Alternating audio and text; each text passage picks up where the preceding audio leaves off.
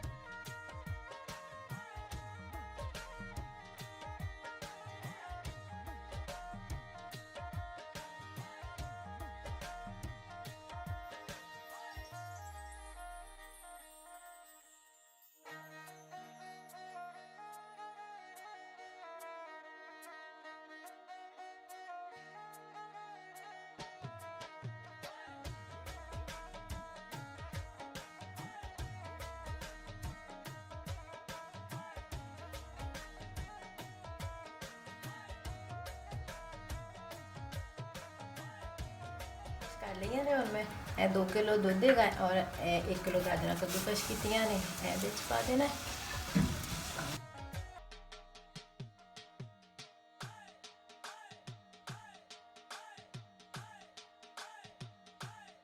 थोड़े सारे चावल लेने, नवे चावल लेने हैं, ज़्यादा मज़ेदार बनते हैं। और इनको भून दिता सी और धो लेंगे अच्छी तरह क्रश करके तो फिर ये पाए तो बहुत ज़्यादा अच्छा जायका बनेगा। ये हाले मैं हल्की आंच से ज़्यादा देर तक पकाऊँगी। जो पा के चीनी डालने वाला हो जाएगा फिर मैं कि हुण इहदे च चीनी पानी है। पहले अगर चीनी पा देंगे तो फिर नीचे लग जाएगा। इस तो हुण हल्की आंच से असीं पकाना है, अच्छी तरह गाढ़ा करना है।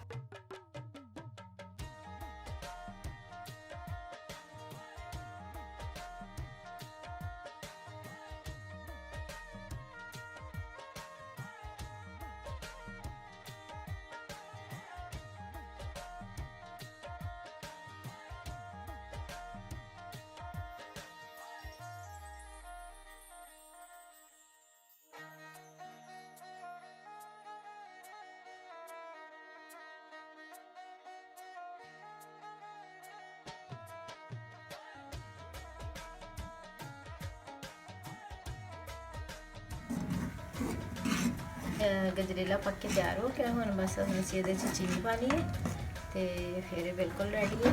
चीनी तुसीं अपनी पसंद के मुताबिक पानी है। कोई घट मीठा पसंद करता है तो कोई ज़्यादा घट।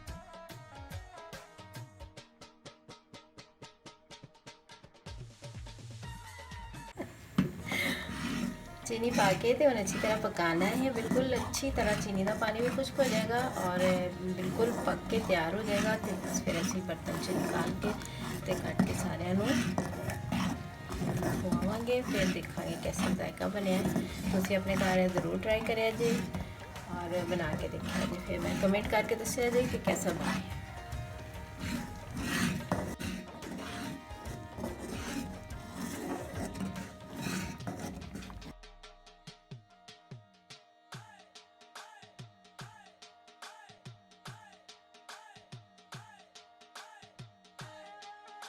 सारा गजरेला पक के तैयार हो गया हुण और एवें बर्तन च कढ़न लगी हाँ।